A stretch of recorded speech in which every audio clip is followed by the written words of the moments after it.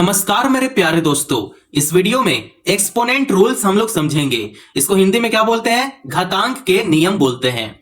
ठीक है, तो इस वीडियो में हम लोग इसका रूल्स के बारे में हम लोग पहले समझेंगे। ठीक है, अगर आप क्लास 6 से लेकर क्लास 10 तक में हो तो यह वीडियो आपके लिए है। ठीक है, तो देखिए इसमें पहला आता है रूल्स। रूल्स आपको पहले पता होना चाहिए, नियम पता होना चाहिए। ठीक है, तो इसमें टोटल 7 नियम है। ठीक है, तो देखो पहले हम रूल्स 1 के बारे में आपको मैं बताता हूं। रूल्स 1 में क्या होता है, देखो रूल 1 में क्या होता है कि a की पावर m गुना a की पावर n बराबर क्या होगा, सोचो। देखो बेस है ये, इसे क्या बोलेंगे? बेस बोलेंगे। तो बेस सेम है पर क्या है, पावर डिफरेंट है। तो इस स्टेप का जब भी होगा तो ये जो बेस है, बेस ऐसा ही रहेगा। और ये जो मल्टीप्लाई में जो पावर है ना, पावर क्या है? डिफरेंट है। मल्टीप्लाई में है प्लस हो जाता है, तो लिखेंगे a की पावर m प्लस n। ठीक है, पहला रूल क्या हो गया? ये हो गया।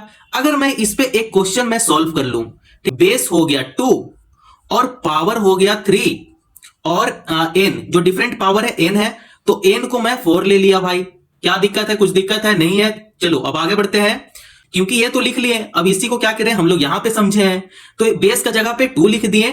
अब पावर डिफरेंट है तो अब प्लस हो जाएगा, ऐड हो जाएगा, है ना। तो m का जगह पे 3 पुट करते हैं, 3 प्लस n का जगह पे 4 पुट करते हैं।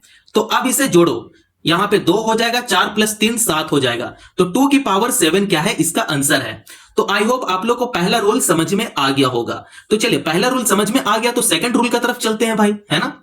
तो चलिए रूल 2 में क्या है कि a की पावर m डिवाइड a की पावर n बराबर, देखो बेस क्या है? बेस सेम है तो यहां पे बेस लिख देंगे। जब भी डिवाइड में हो और पावर डिफरेंट हो तो ये हो जाता है माइनस में, m माइनस n। ठीक है, तो इस पे अगर मैं एक प्रश्न इस पे ले लूं तो बेस का जगह पे मैं अगर एक नंबर ले लेता हूं, जैसे यहां पे 5 हो गया। m का जगह पे मैं एक नंबर ले लेता हूं, जैसे यहां पे 7 हो जाएगा, है ना। आप खुद से भी कुछ भी ले सकते हो, कोई जरूरी नहीं है। मैं बस आपको समझाने के लिए मैं ऐसा कर रहा हूं। ठीक है, n का जगह पे जैसे कुछ भी मैं ले लेता हूं, जैसे 3 ले लो, है ना, कुछ भी ले लो।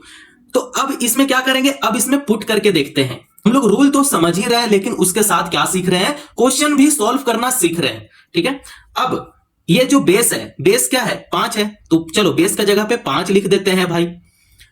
पावर में क्या है? m माइनस n है, तो m का जगह पे 7 लिख देंगे, माइनस है माइनस करेंगे, n का जगह पे 3 पुट कर देंगे। तो अब यहां पे घटा देते हैं, 7 में से 3 जाएगा तो 4 बचेगा। तो 5 की पावर 4 क्या है, इसका आंसर है। तो आप इस तरीके से रूल 1 और रूल 2 को आप समझ सकते हो। अगर ये दोनों समझ में आ गया तो चलो रूल 3 की तरफ चलते हैं। तो रूल 3 में आपका सामने कुछ इस प्रकार होगा जैसे, और हाँ आपको सारे रूल पता होना चाहिए, आप याद कर लो। ठीक है, तो चलो अब रूल 3 को अच्छे से समझाते हैं। रूल 3 में क्या है कि a की पावर m ब्रैकेट n। तो जब भी इस टाइप से होगा तो ये जो बेस है, बेस क्या है? a है। ब्रैकेट हटने के बाद ये जो पावर में है वो मल्टीप्लाई में हो जाएगा। ठीक है, तो यहां पे m इंटू n ऐसे कर लो। ठीक है, जैसे मैं आपको यहां पे कुछ बताना चाहता हूं, आप यहां पे समझो। चलो एक मैं क्वेश्चन करवा ही देता हूं, उससे आपको आइडिया जरूर मिल जाएगा। जैसे मैं बेस का जगह पे 3 ले लिया। ठीक है, तो चलो यहां पे a बराबर 3 कर लिए, और m का जगह पे मानकर चलो 2 ले लिए, और n का जगह पे मानकर चलो मैं 4 ले लिया। तो जब भी इस टाइप से होता है तो इसको इस टाइप से प्रश्न जब भी अगर आपके सामने आ जाए तो इसको ऐसे सॉल्व करना है। बेस क्या है? बेस है 3। ठीक है, तो यहां पे 3 लिखेंगे। मैं क्या बोला था? ब्रैकेट हटने के बाद m इंटू n दोनों मल्टीप्लाई हो जाता है। ठीक है, तो ये जो m है वहां पे 2 लिख देंगे, m का जगह पे गुना करेंगे, देखो गुना है ना, गुना करेंगे, और n का जगह पे 4 लिख देंगे। तो यहां पे 4 पुट कर दिए। ठीक है, बेस क्या है? 3 है। अब ये दोनों को मल्टीप्लाई करते हैं तो ये हो जाएगा 4 2 जा 8। तो 3 की पावर 8 क्या है, इसका आंसर है। तो आप इस तरीके से रूल 3 को भी आप समझ सकते हो। तो चलो अब रूल 4 का तरफ चलते हैं। रूल 4 में क्या है? रूल 4, देखो रूल 4 में आपके सामने कुछ इस प्रकार होगा, a की पावर 0 बराबर क्या होगा, सोचो। ठीक है, तो जब भी ऐसा हो तो a की पावर 0, 0 का मतलब जब भी पावर में 0 हो तो यहां पे 1 आ जाता है। ठीक है, जैसे मैं आपके सामने कुछ इस प्रकार कर दिया, चलो एक एग्जांपल ले लेते हैं यहां पे। जैसे बेस जो है मैंने 7 लिख दिया, ठीक है। ए क्या है, ए हो गया 7, ठीक है। और ये जो पावर में 0 है तो ये कुछ तो वैल्यू होगा भाई, है ना। तो जब भी ऐसा प्रश्न हो जैसे 7 की पावर 0 हो तो पावर में 0 हो तो यहां पे 1 हो जाता है, ठीक है। आइडिया मिल रहा है। अब आप बताओ 8 की पावर 0 तो यहां पे क्या होगा, आप कमेंट में जरूर बताओ, ठीक है। तो आई होप आप लोगों को इतना से आइडिया जरूर मिल रहा होगा। चलो यहां पे एक और क्वेश्चन का आंसर आप कमेंट में बता दो, जैसे 6 की पावर 0, इसका भी आंसर क्या होगा आप कमेंट में बताओ, ये दोनों का, ठीक है। ये दोनों का आंसर आप कमेंट में बताओ। चलो आई होप आप लोग को रूल नंबर 4 समझ में आ गया होगा। तो चलो रूल नंबर 5 की तरफ चलते हैं। रूल नंबर 5, रूल 5 में आपको कुछ इस प्रकार देखने को मिलेगा, जैसे a की पावर -n बराबर, इसको इस प्रकार लिख लेंगे 1 बट्टे में a की पावर n, ठीक है। अब मैं इस पे अगर मैं एक क्वेश्चन कर दूं, जैसे मानकर चलो ये जो बेस है a को क्या बोलते हैं, बेस बोलते हैं। तो a को रख लिए यहां पे, मतलब a का जगह पे 2 रख लिए भाई, है ना। n का जगह पे 3 रख लिए, ठीक है। तो चलो अब इसे इस प्रकार हम लोग लिखेंगे a की पावर -3, देखो इसे इस प्रकार लिख लिए a की पावर -3। अब इसे इस प्रकार भी तो लिखेंगे, 1 है तो ऊपर 1 कर लेंगे, बटा कर लेंगे। a क्या है, a हमारा 2 है तो यहां पे 2 लिख लेंगे। n यहां पे निगेटिव नहीं है तो निगेटिव आप -3 यहां पे मत लिख देना, सिर्फ n है, ठीक है। देखो -n है तभी मैं -3 लिख दिया था, लेकिन यहां पे सिर्फ n है, पॉजिटिव में है, तो आपको सिर्फ यहां पे 3 लिखना पड़ेगा, ठीक है। अब आपको पता है कि 2 की पावर 3 मतलब 2 का क्यूब कितना होता है, तो जब भी इस टाइप से क्यूब हो और आपको याद ना हो तो इसे इस तरीके से लिखना, 2 की पावर 3 है मतलब 2 को 3 बार लिखो, 2 गुना 2 गुना 2, 2 को 3 बार लिखे। अब इसे गुना करते हैं, 2 दूने 4 और 4 दूने 8, तो इसका 2 की पावर 3 कितना हो गया, 8 हो गया। तो 1 बट्टे में क्या लिखेंगे, 8 लिखेंगे। तो यही क्या है, हमारा आंसर है। तो आप इस तरीके से रूल नंबर 5 को आप समझ सकते हो। तो रूल नंबर 5 अगर समझ में आ गया तो रूल नंबर 6 भी समझ लेते हैं इसी प्रकार से, है ना। तो आई होप आप लोग को इतना रूल समझ में आ रहा होगा। अगर कहीं भी दिक्कत आ रहा हो तो आप जरूर कमेंट कर सकते हो, ठीक है। तो रूल 6 में क्या है, ब्रैकेट में a b की पावर n, तो जब भी ऐसा हो, ठीक है, तो इस टाइप से हो तो आप यहां पे समझो a b की पावर n है तो मतलब a का भी पावर n है और b का भी पावर n है, तो क्या हम लोग इसे इस प्रकार लिख सकते हैं, क्या a की पावर n हो गया गुना और b की भी पावर n हो गया। अगर यहां पे कुछ भी साइन नहीं है बीच में मतलब वहां पे गुना है, क्या है, गुना है, ठीक है। तो a की पावर n है और b की पावर भी n हो गया भाई, है ना। तो आप इसे इस तरीके से समझें।